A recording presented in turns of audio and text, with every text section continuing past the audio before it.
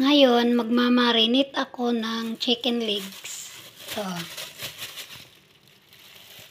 Ang sangkap ko lang ay kalamansi,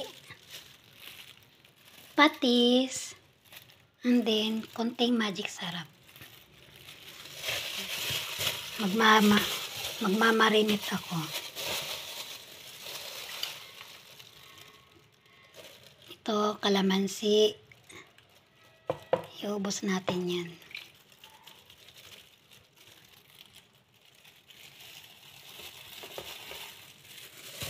Tapos, ihalo-halo mo lang siya para ma-absorb yung asin niya. Tapos, isang kutsarang patis.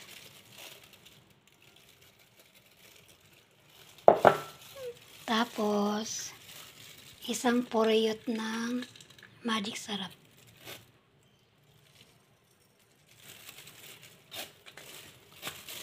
I-mix-mix mo lang ng ganyan para maano siya. Para ma-absorb.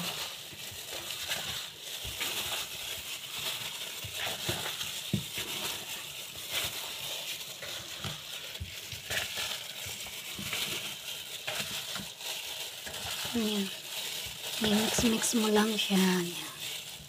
Para talaga siya ma-absorb.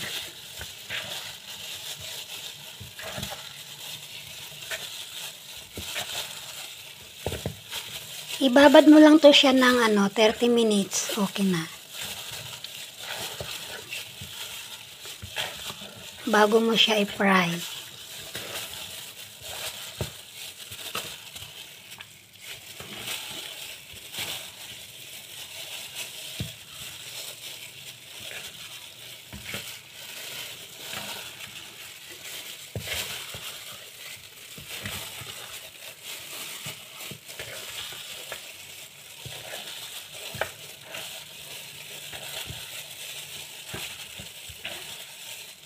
Siguraduhin nyo lang na mahalo nyo ng maayos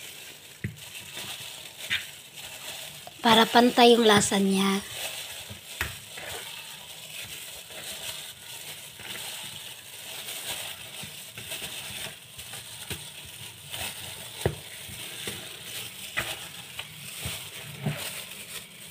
Tapos, ilagay ko muna siya sa ref.